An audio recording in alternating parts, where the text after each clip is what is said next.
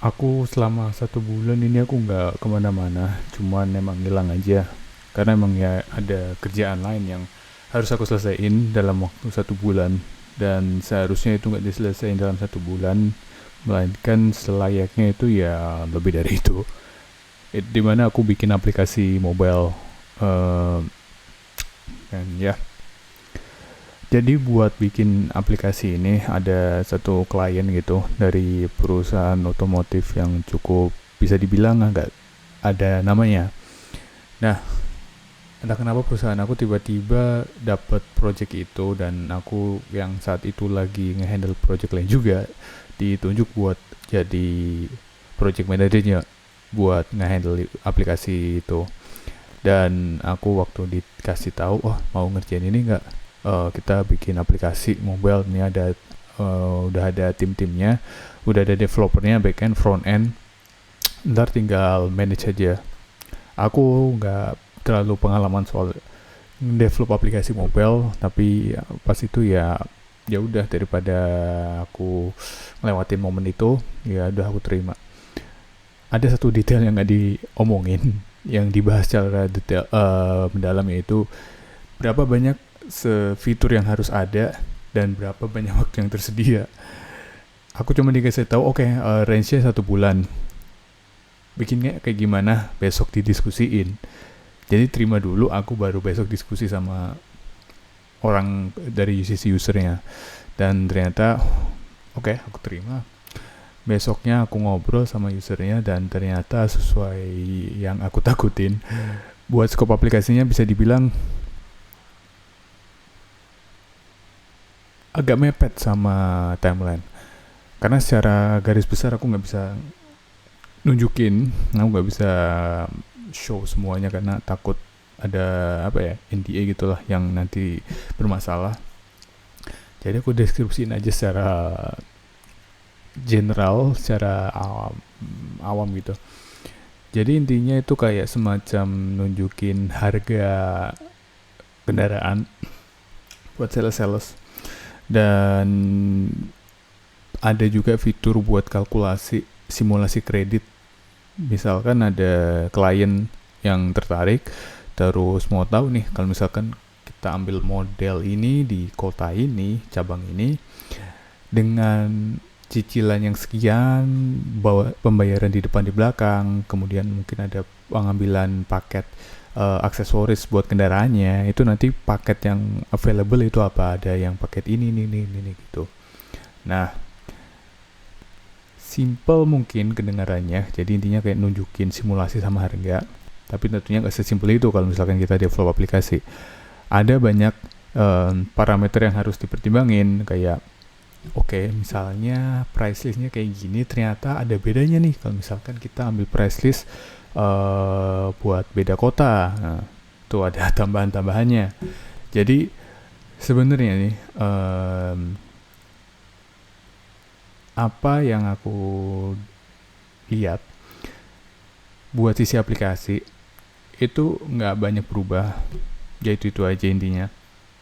Yang jadi bermasalah, bukan masalah sebenarnya, yang jadi isu pas saat aku sama tim-tim aku ngedevelop itu adalah banyaknya ke perbedaan di sisi data.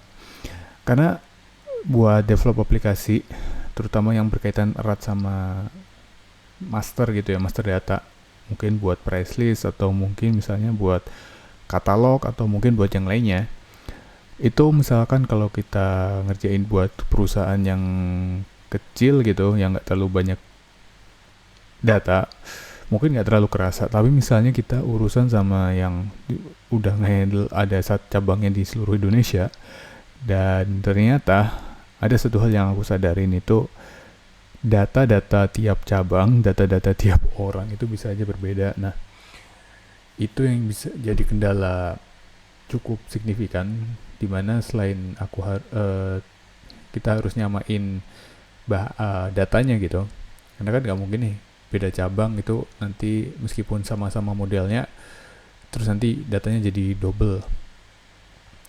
Nah, itu makanya buat menghindari datanya berantakan, itu aku harus dirapiin dulu.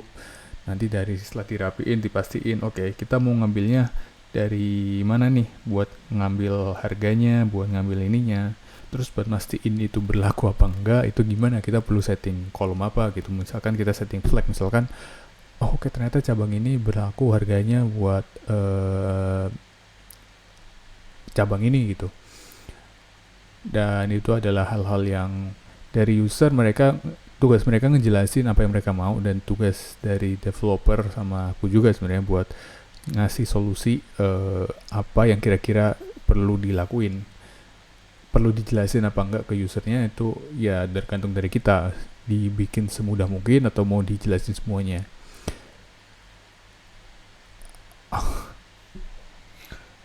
Dan balik lagi ke cerita setelah aku diskusi sama usernya, itu karena timenya sangat mepet, aku harus ngedevelop itu dengan sistem sprinting yang dimana waktu diskusi sama itu sebenarnya udah masuk ke sprint 1. Jadi sebenarnya itu dibagi jadi 4 sprint ya, karena dalam 1 bulan. Sprint 1, 2 itu buat develop aplikasi fitur dasar dan tempelan UI. Sprint 3, 4 itu udah bagian perhitungan kalkulasi, dan 4-nya itu udah masuk ke bagian publishing dan semacamnya. Jadi dalam 4 bulan itu udah develop plus publishing juga. Kasarannya sebenarnya 3 bulan kita cuma develop aplikasi, sisanya udah masuk ke development publishing.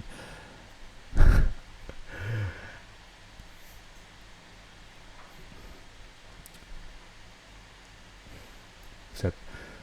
Dan aku jadi ketinggalan banyak hal. Aku nggak bisa bikin konten buat tutorial, aku nggak bisa bikin konten buat yang di Instagram aku buat web development dan sebagainya, karena ya mau gimana lagi, aku harus standby terus buat paginya buat diskusi sama user, sorenya konfirmasi fitur-fiturnya, malamnya aku ngobrol sama developernya. Karena ini nih yang menarik juga, karena developer ini perusahaan aku nge-hire-nya dari freelance gitu, dan aku sebenarnya nggak tahu kayak gimana profilnya, dan aku baru tahu ya setelah masuk ke dalam projectnya. Ternyata orangnya ngerjain ini secara part time. Jadi kalau part time itu perlu dipastiin juga waktu kerjanya itu di jam berapa. Nah kebetulan di aku ini, project ini itu orangnya kerjanya di saat malam, jadi aku mau nggak mau harus nyesuaiin juga. Dia nggak bisa datang pas saat paginya buat diskusi sama user, jadi aku harus nampung semua input dari user, apa yang mereka mau. Aku harus pikirin, oke, yang user mau tuh kayak gini, terus ya udah aku sampein ke developernya. Itu bisa dibilang agak riskan buat aku, dan aku takut juga pas saat itu, karena tetap lebih baik makin dikit player antar orang yang pengen nyampe klien sama developernya. Itu makin bagus karena meminimalisir informasi yang hilang di tengah jalan. Tapi mau nggak mau ya udah harus ada aku sebagai proxy-nya. Ya udah aku sampein, dan ya kejadian. Beberapa kondisi itu kayak ada yang miss, entah dari siapa gitu. Karena aku sendiri juga ya mau gimana lagi, mau baru pas awal-awal juga, dan aku harus nyoba nangkep apa yang diomongin, dan juga harus bisa mengakomodir fitur yang bisa di-develop pada hari itu. Karena nggak mungkin user pengen ini semua kelarin besoknya gitu, nggak mungkin kayak gitu. Tetap harus ada yang diprioritasin, mana yang mau dikejar dulu, mana yang belakangan gitu sih. Jadi di bulan awal November sampai akhir November itu semuanya udah aku jalanin, dan syukur sekarang udah jadi. Entah gimana caranya, tapi dibantu juga sih sebenarnya dari developer juga, meskipun mereka ngerjain secara part time juga, mereka tanggung jawab sama kerjaan mereka hasilnya juga bagus, nggak ada banyak isu sebenarnya. Selama aku cek, aku pastiin jam 3 pagi itu udah oke, ya udah. Kalau misalnya masih ada isu, ya udah aku harus pastiin itu udah dibenerin sebelum paginya, karena kalau udah pagi udah bablas. Ya oke sih itu.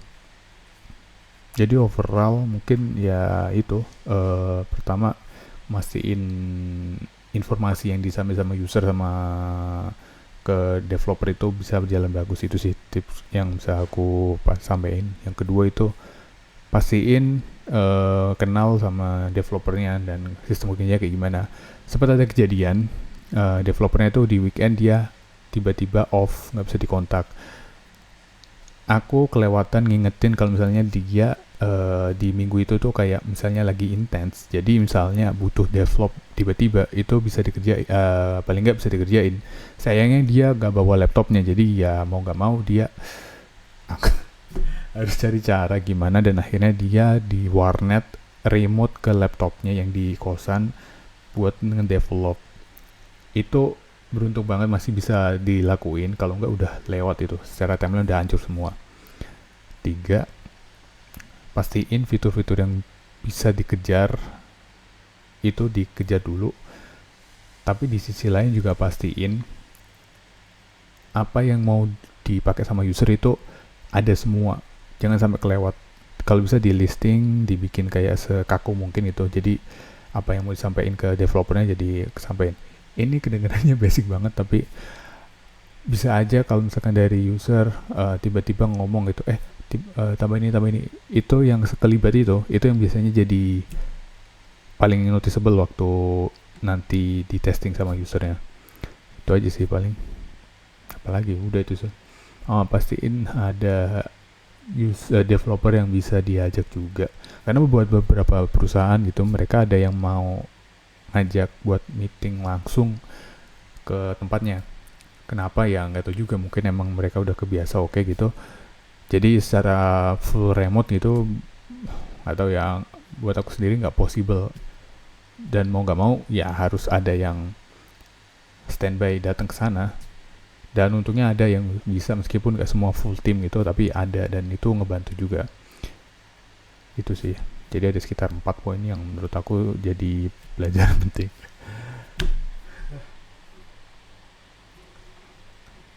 Ya semoga dengan selesainya ini sih aku bisa balik lagi ke kegiatan aku yang kayak biasanya.